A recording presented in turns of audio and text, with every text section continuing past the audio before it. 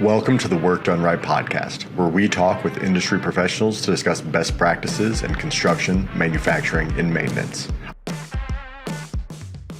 I am your host, Wes Edmiston, Director of Product with Cumulus Digital Systems and 15-year construction industry veteran. Our guest today is Jennifer Wilkerson. Jennifer is the Vice President of Innovations and Advancement with the National Center for Construction Education and Research, as well as the host of the Builders Table podcast.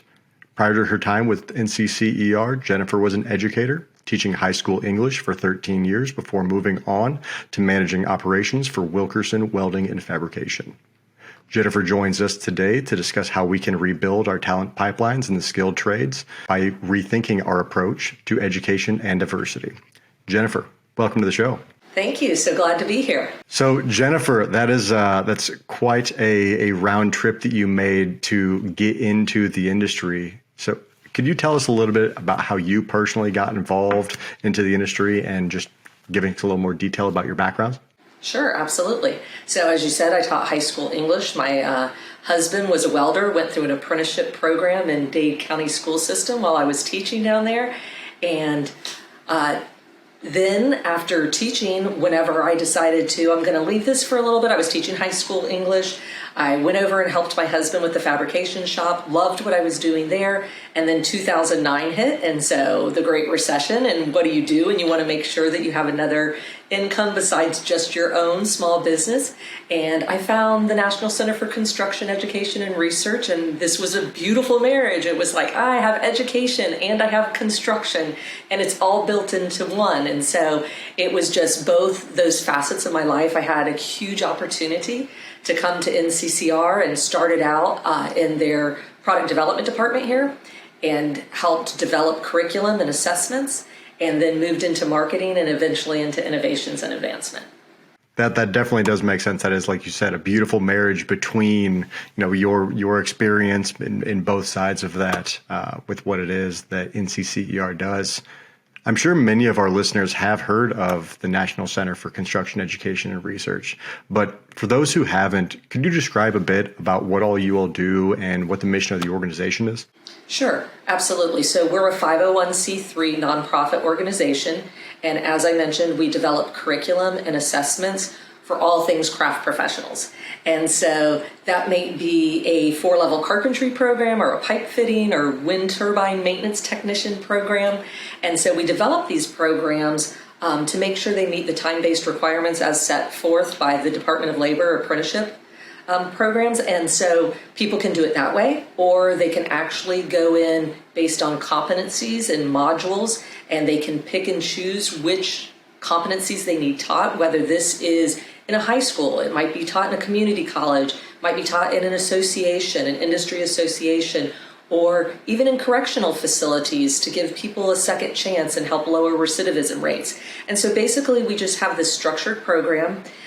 It is standardized, and so what that means is organizations become accredited by NCCER so that they can send someone to the trainer, and they can send instructors to be certified so we can ensure that standardization and delivery. And the reason for that is so that we can offer credentials. And it's really important that as we put credentials out there that are recognized by the industry, and better known as NCCER wallet cards and NCCER credentials, so that they mean something to the people that the employers that are hiring people, to a training location that looks up someone that wants to pick up their training from where they left off. And then we also offer journey level assessments. So for people that may not have gone through a formalized training program, but they deserve the credit for what they have. They need to have a transcript. They need to have credentials and certifications. We also develop that side for them. And I think this is something that my heart's really behind, because having my husband be in construction and be a welder, my father was a contractor in Dade County, Florida. And so I think it's super important for us to give that representation and those credentials. This is someone else's 4-year degree, right? This is, sometimes you do this first and go to college, or sometimes you do this instead of college. And those people, anybody in this profession knows that they're a technician. They are a craft skilled professional, and the credentials are really, really important.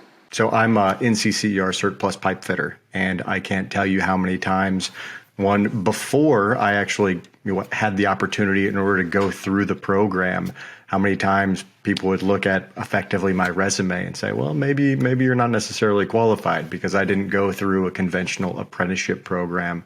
But then, having received, like you said, that wallet card, that nice blue card, great for certain other activities, but how much it comes in so handy as just really, aside from maybe having an additional accreditation due to an apprenticeship, really the certifying body for the entirety of the industry. It definitely means something, at least, and I'm biased, but definitely means something whenever you are certified through NCCER. We'll take it. I'm glad that you went through, a program so that you have that in your wallet. You also, I think I heard you say something around wind turbine mechanics and a couple of newer industries that, in relation to these green energy fields. Is that a growing industry for you all? Is that somewhere where you're seeing a lot of growth? I think it will be. I don't know that we can at this time quantify it, but we are in the midst of updating our solar. So we had a solar program that came out years ago and may have been a little before its time, which is not always something that curriculum that has been around for a long time can say. But we've really seen an uptick. There's a lot of interest in this. What I think is really interesting is regardless of what new facet of energy we go into, it's still the skill sets that are really important for the people. So whether it's the electrical behind of it or the roofing or something in solar or the carpentry or all of these other trades and these specific skills, or wind turbine maintenance technician when it's an iron worker and someone that can do industrial maintenance, there's so many things that really rely on essential skills that I'm super excited at seeing everywhere that the industry goes and knowing that these professionals can use these skills and this documentation of their skills to go as far as they want in our industry. It's limitless, right? Like unlimited. What do you want to do? Great. I've got the skills. I've got the experience. I can go and be and do whatever I want to be. In the big picture overall, not just in some of these newer or emerging industries, could you provide us a little bit of an overview to the current skilled labor shortage that we're seeing here in the United States, including a bit about the history and the origins of that? Sure, absolutely, which is a really great point to talk about because a lot of people may not know the history of that. But I'll start out by saying that, I've seen as many as 1.9 million craft professionals needed by 2025. That there was currently about 650,000 positions that aren't filled when it comes to the trades, which is scary. But what you're hitting on is exactly what's really important because we're at a pivotal point in our industry because we do have so many experienced, wonderful craft professionals, but many of them are retiring. And I've heard numbers as far as for every 4 that are leaving our industry, there's only 1 coming in. And so the question is why? Why aren't people choosing construction? This gives people the opportunity to travel. This gives them a fantastic wage. It gives them prestige. It gives them that really great pride where they can go around and say, I built that, I did that. So why not? And so one of the things that's really interesting is after World War II, one of the programs that came in is the GI Bill. Fantastic program. Let's make sure that our veterans who are returning can go right into education and have that taken care of for them. Higher education, go to college. That's great. But what happened is we see a shift at that point in our history where success got equated directly to a college degree. Nobody's specific fault. There was no intention for that. But if this is what success looks like, then everyone needs to go to college. And that should be what we drive to. And so what we saw is as time went on there, fewer and fewer people chose to go the route of technical skills, going into industrial programs at their high school. In fact, some negative connotations came about with those courses in schools. And so we see vocational ed get a black eye at some point in all of that, where people thought, well, the students that can't should go over there. The students that aren't sitting still and aren't interested should be in our industrial arts class or our culinary arts or our automotive class or whatever. And that is the furthest from the truth, right? We need the valedictorian. We need math, we need science, we need all of that in the construction industry and automotive and all of these, because we need people that can communicate well, that can lead well, that know, that can learn doing it, right, with their hands. They like to do it. And that's sometimes why students don't want to sit in class, because they can't relate the knowledge part of it, the theory part of it, to what will I do and what does this mean? So vocational education took this hit over a few decades there, and then they reinvented themselves with career and technical education. And this was really important because Perkins funding came out and people started noticing, wow, we really need to start building this back up, because who's going to build the world? Who's going to build the environment? When I turn on a switch at my house, the lights come on. And so how is that going to happen? And how are we going to have clean, fresh water for people? There is technology, there's construction behind that is super, super important. Who's going to build the roads we drive on, the schools we go to, the hospitals we send our sick to? This is all about our industry. So career and technical education has really worked on that. I will say the exciting thing for me is I do feel like the pendulum is starting to swing back the other way. We do see a greater interest, as terrible as the pandemic has been for us. It has really put a spotlight on industries that stay working, that are sustainable, that are critical to the things we do, to the lives we lead. It's also the understanding that we have a lot of college debt in this nation, and we have a lot of people that are not actually doing what they went to college for. And so we see average ages of apprenticeship in community colleges at 27 and 28 years old, where people did this journey of trying to figure out where they should go because we didn't help them figure that out in middle school and high school. So I just feel like it is coming back. There's a lot of options on the table, and I think people need to be aware of how essential career and technical education is to everyone across the board. Hey, real quick, this is Wes. I just wanted to let you know that if you have an idea for an episode topic or a great guest suggestion, we would love to hear from you. Just send us an email at workdoneright@cumulusds.com. Now, back to the show. We've all heard quite a few times that it's important in order to get women into the trades, but it's not always clear as far as the defined reason as to why that is. In our initial conversation, you touched on some really interesting statistics and some nuanced ideas about this that really gives a solid foundation for why we need to be targeting women into the skilled trades. Definitely a subject very near and dear to my heart. So, first of all, over 50% of the population are women. So if we're having such serious shortages in any industry, this really needs to be looked at, but specifically in construction. And I think the reason it's important is recently I've seen stats where people are talking about it's great, there's more women in construction, we've got 11% of the overall construction workforce, and that is really good, but we need to be very clear about who that is. So 11% overall when we're talking about office and managerial and administrative work too. If we're talking about the trades, if we're talking about the true craft professionals, we're still only about 4% are females. 4% are women in the overall construction industry that are actually doing the trades, that are in the trades. And that's the number that we've really got to shift. And so we're in the midst of a huge research project here that we'll be releasing. But some of the interesting things that we even looked at is why women? So it's not about just the numbers. Okay, we have a workforce shortage, so let's get more women, therefore we have more people.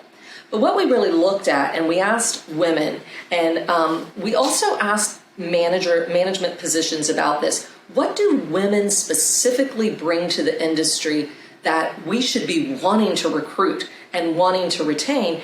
And overwhelmingly, team focused was one of the number one things. Women not only want to succeed themselves, they want people around them. It's just our nature, right? We want everyone to succeed. We want to be a part of a team, and we want to help everyone be better. And so there's actually been research that was done by the Construction Industry Institute, which separate from NCCER doing this, that interviewed over 2,000 craft professionals about their own performance and how they performed. And we found that if they had at least one female, one woman on their crew, they actually said their performance was better. And this was significantly, the numbers were amazing. And it wasn't even something necessarily the Construction Industry Institute went looking for, But they found, and again, that goes back to that team spirit, that wanting everyone to succeed. Let me help you succeed. It's not just about me. The other things that we've heard about for years, attention to detail. Women are very patient. And they also like to follow directions. And so that may sound like, that sounds very familiar. And it is, but because of this, because women don't necessarily have the physical strength that a man may have on a project site, they do look for the details. They do look for the processes on how to do that efficiently and how to help themselves do that. So what we have found out is women have the tendency to follow the design plans as written, because that the technology that has come in and the way we are engineering things is to be more efficient. And it's not, we want to be a very safe industry, and our industry has been so incredibly focused on that. And it is vitally important that we reduce the injuries and that we keep safety at the utmost for every project. By following those processes, we are able to do that. And we're able to move away from as many injuries, and women have the tendency to do that. And I don't think that's any surprise to anybody that women are patient and that they follow directions and that they're concerned about the other people on the project site. And then along with that, even just the organization. So we know male and female, there's things that we have tendencies that we like to do. Women love to organize. We love to do that. And we know that through OSHA 1926, housekeeping is part of, and now that may have negative connotations with some people, but it is part of a project site. And it is crucially important on a project site, again, for safety reasons, that it's important. And so these are elements that we found when we started talking to the women on the project sites, and we asked them, what do you bring? And they told us, and then when we were interviewing management, when we were discussing really in focus groups, they were saying the same thing. Here's what we have found women are bringing to our project sites. Are there any other ways in which, you've seen or that it's been studied that having a woman in as part of the crew kind of helps out maybe the culture of the crew or just a little bit of the behaviors of the individuals? I'm speaking a little bit off of just kind of some of what I've seen, people's willingness to behave in a way when there are or whenever there aren't women in the near area, right, in proximity. So is there any observations there?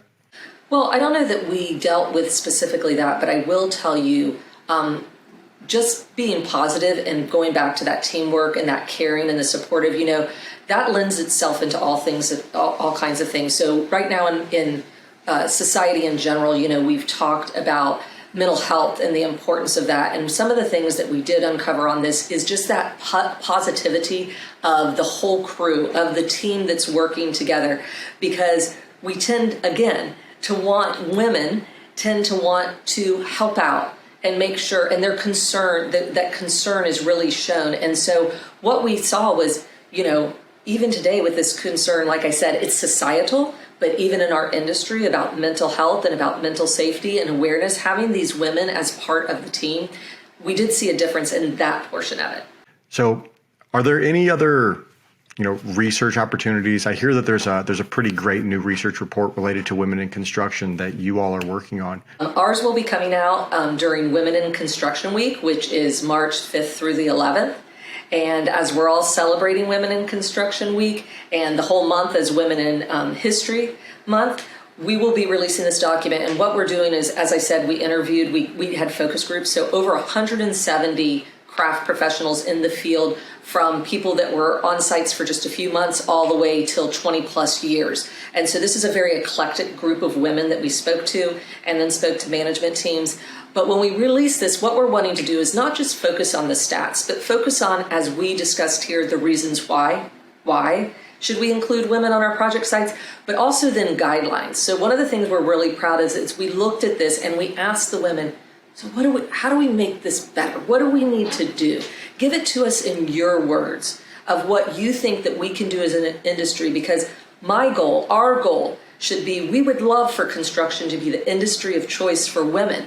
We want to be the industry of choice for young girls. We want them to be proud of building things and maintaining things. And whether they stay in construction the whole time or they move up into a different industry or stay within our industry and become an engineer or go into a marketing department or do whatever. It's just the importance. We want young women, we want to be able to recruit them. We want them to think construction. When they think of what do I want to do in this world, we start out as children building sandcastles and building things, and then at some point we stop our children from thinking that could be their career opportunity. And so, and I also, I think that I saw a survey years ago, and I don't remember exactly where I saw it from, but they had interviewed young girls that were like 10 years old, and they asked them if they would consider construction, and the majority of them said no. And when they asked them why, they said, well, I don't think I can do that. I don't think I physically can do that, or I'm supposed to do that. And so we really have to stop that stigma. And we have to go down and we have to help these young women and these young girls understand, again, the sky's the limit. You can do whatever you want, and the construction industry can help you do that.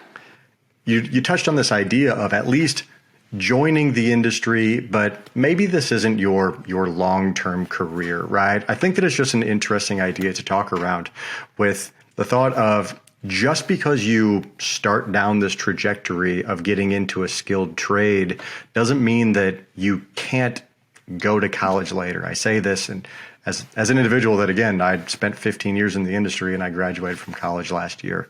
Absolutely. We see it all the time. In fact, I interviewed on a podcast not too long ago a gentleman that started out doing diesel mechanic, then did heavy equipment, and then went into welding, and then decided to go to college for welding technology, and then went and got a degree as a teacher, and then got his master's in psychology. Here's the great thing that happens with construction that people don't know. Number one, you can earn as you learn, right? So you don't have to go in debt to learn how to do something or to succeed at something or to be great at it. So there's lots of construction companies that pay for people to get the training. But then even after you get that training, like you said, or if you didn't do formal training, then you're able to you get the opportunity to explore. You get the opportunity to travel if you're with a company that has projects in different places in the United States. Where do I want to live? What do I want to do? What do I enjoy?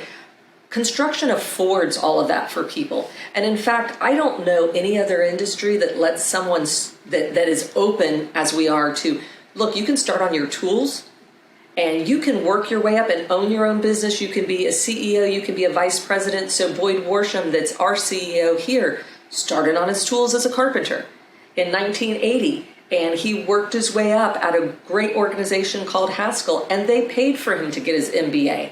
And he ended up being a vice president and stayed there for 38 years. My husband did tech school, so he went to trade school at night, and he did that, and he owns his own business. So I just think there's so many opportunities.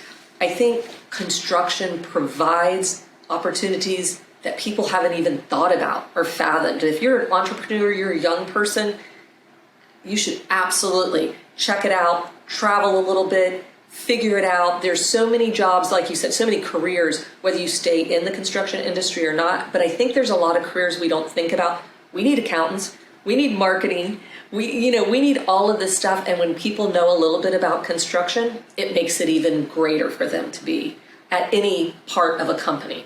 There's this general theme that persists that people make jokes about for a long time, right? Where it's this freshman or sophomore in college, they're there, they don't know what they're doing with themselves. They've swapped majors 3, 4, 5 different times because they're just kind of finding themselves and figuring out what they want to do with their lives. It's interesting to me that people take that as an opportunity to kind of explore what it is that they want to do, which just kind of leads them into getting into debt, and they never really get anywhere. Whereas they could take that same mentality, work toward, learning a skilled trade, developing themselves as an individual, developing their career. And then once you kind of learn a little bit about what it is that you actually want to do with yourself, you can actually pursue that, right? And you, like you said, you develop such a skill set that is extremely valuable. Actually, kind of going along with this, though, are there any resources for high school age kids or college age people that they can look into to either look into getting certified through the National Center for Construction Education and Research, or to get into the skilled trades? So NCCER has a few. So we have our Build Your Future initiative. So people can see that. They can look up Build Your Future. They can go to byf.org. And what that is really the opportunity for them to find out, what is construction? Like, what does that mean? What would I do? And I don't know what a pipe fitter is. What does that even mean? So it gives them the chance to explore.